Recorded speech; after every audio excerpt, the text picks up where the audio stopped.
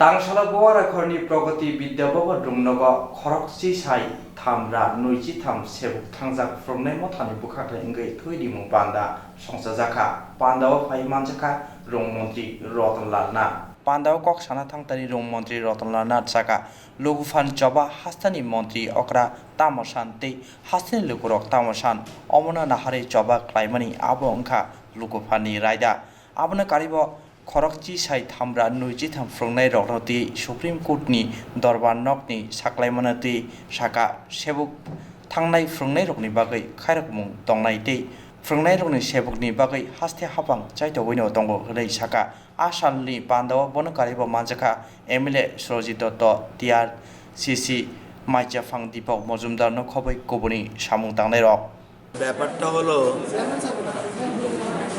বিভিন্ন ধরনের আন্দোলন হয়। আমি বিশেষ করে এদের এই সংগঠনের রক্তদান শিবিরে করুক বা যে কোনো শিবিরে করুক, আমি সাধারণত তাদের এই অনুষ্ঠানে আসি। কারণটা হলো তারা বর্তমানে চাকরিচ্যুত, তারপরেও তারা বিভিন্ন সেবামূলক কাজ করে যাচ্ছে। এটা খুব কম পাওয়া যায়। এরা আন্দোলন করছে, কিন্তু এটাকে বলে পজিটিভ আন্দোলন। মুখ্যমন্ত্রী যে জিনিসটা চায় বা আমাদের যে সরকারটা চায় যে আন্দোলন হওয়া ভালো, গণতান্ত্রিক পদ্ধতিতে আন্দোলন হওয়া খুব দরকার, কিন্তু সে আন্দোলন হতে হবে জনস্বার্থে, সেই আন্দোলন হতে হবে পজিটিভ দৃষ্টিভঙ্গি নিয়ে, সরকারের দৃষ্টি তাদের দিকে যেন যায়। আমি আন্দোলন করলাম, রাস্তা রোকো করলাম, মানুষের অসুবিধা হলো, সে আন্দোলনের কোনো যৌক্তিকতা নেই। এবং এই যে অল ত্রিপুরা 10,323 ভিক্টিমাইজড যে টিচার্স অ্যাসোসিয়েশন, তারা শুরু থেকে দেখলাম লাগাতার একটা পজিটিভ আন্দোলন করে যাচ্ছে। এটা কিন্তু সরকার অটোমেটিকলি তাদের প্রতি একটু তাদের সফট কর্নার জেগে ওঠে। তো এদের চাকরি নেই, সুপ্রিম কোর্টে রায় দিয়েছে। সুপ্রিম কোর্টের রায়ে অনেকটা পজিটিভ হলেও দুটো জায়গায় দুটো প্যারা সম্বন্ধে একটু বিতর্ক রয়েছে আমাদের আইনবিদ যারা, সেই জন্য এটা স্পষ্টীকরণের জন্য চুলচেরা বিচার হচ্ছে। এবং ওই রায়ের অনুযায়ী আমরা একটু স্পষ্টীকরণ নিয়ে এবং আমাদের আইন সচিব এবং রাজ্য সরকারের পক্ষে যিনি মামলা লড়েছেন সুপ্রিম কোর্টে, ওনাদের সাথে কথাবার্তা চলছে। এটা সুপ্রিম কোর্টের রায়, সুতরাং আমরা এমন কিছু চাই না যে কোনো মতেই যেন ভুল বোঝাবুঝি না হয়। সেজন্য আমরা এটা চুলচেরা বিশ্লেষণ চলছে। এবং মাননীয় মুখ্যমন্ত্রী বর্তমানে কোয়ারেন্টাইনে রয়েছেন, তো উনি 12 তারিখের পরে কোয়ারেন্টাইন থেকে আসবে। তখনই আমরা বসে আইন বিশারদদের সাথে আলোচনা করে আমরা যা পজিটিভ চিন্তাধারা করব। এটার যদি কোনো সন্দেহ নেই, কারণ আমাদের সরকার শুরু থেকে বলছে আমরা আইন মেনে, সংবিধান মেনে। একটু এদের মধ্যে একটা ছোট্ট একটা অংশ সুপ্রিম কোর্টে না গেলেই ভালো করত, কারণ এগিয়ে আমাদের যে আমরা 3টা জিনিস চেয়েছি। এক, 10,323 আমরা অল্টারনেটিভ বিকল্প দিতে চাই। এক্ষেত্রে 3টা জিনিসের প্রয়োজন সংবিধান আইন মেনে। এক, তাদের এখন বয়স হয়ে গেছে, তাদের এজ রিল্যাক্সেশন দরকার, তুমি পারমিট করো এটা করার জন্য। 2, যে আমাদের যে একটা চাকরি দেওয়ার জন্য যে আর আছে রিক্রুটমেন্ট রুলস, প্রয়োজনে তুমি বললে আমরা এটা চেঞ্জ করতে চাই। আরেকটা জিনিস হলো যে তাদেরকে গ্রুপ সি এবং গ্রুপ ডি পদে যে নেব, সেক্ষেত্রে আমরা ওপেন অ্যাডভার্টাইজমেন্ট না করে যেন না হয়। তো এই জিনিস এই কয়েকটা জিনিস আমরা চেয়েছি।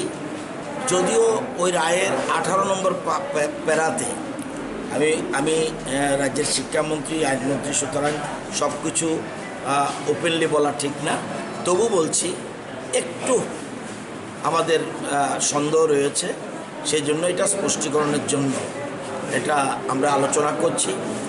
সুপ্রিম কোর্টের যাওয়ার প্রয়োজন আছে কি না আছে এটা আমরা ভাববো, আলোচনা করব, নাও যেতে হতে পারে।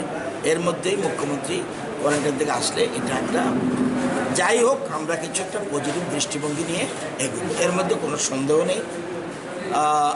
এবং এই জন্যই এরা যে আন্দোলন করছে এবং এরা সরকারের উপর বিশ্বাস রাখছে। সরকার government of the people, for the people, by the people. সরকার জনগণের, সরকার জনগণের জন্য, সরকার জনগণের দ্বারা। এই জিনিসটা আমাদের রাজ্যের মুখ্যমন্ত্রী এবং আমরা এটা ভালো করে জানি। সুতরাং আমরা যাই করছি তাদের ভালোর জন্য করব। এবং আমরা যে দীর্ঘদিন ধরে বলে এসেছি সুপ্রিম কোর্টের রায় একটা অল্টারনেটিভ, বহুজনে বহু কথা বলছে যে শিক্ষকতা দেওয়া যাবে। আমি তো আরেকদিনও বলছিলাম শিশু বিহার স্কুলের সামনে যে এখন যদি সুপ্রিম কোর্ট বলে তাদেরকে শিক্ষকতা দিয়ে দাও, এক্ষুনি দিয়ে দেবো। তো আমরা তো কন্ট্রাডিক্ট করতে হলো। সুপ্রিম কোর্টের আদেশটা হলো ল অফ দি ল্যান্ড। যদি এই ছোট্ট অংশটা সুপ্রিম কোর্টে না যেত, আরও সুন্দর অর্ডার হতো। লাস্ট প্যারাতে একটু প্রবলেম আছে বলে আমার ব্যক্তিগত মনে হয়। তবু সুপ্রিম কোর্টের রায় তো আমি অস্বীকার করতে পারবো না। সেটা বিচার বিশ্লেষণ করে আমরা যথাসম্ভব দ্রুত সম্ভব আমরা চিন্তা ভাবনা করছি। না, এই ব্যাপারটা এরকম না। আমরা এই জিনিসটা জেনেই তো আমরা বলছি। এফিডেভিটটা তো গোপন কিছু নয়। আমার মনে হয় কোনো ভারতবর্ষের কোনো রাজ্য সরকার এরকম এফিডেভিট দিত না। 10,323-এর জন্য ভারতবর্ষের কোনো সরকার,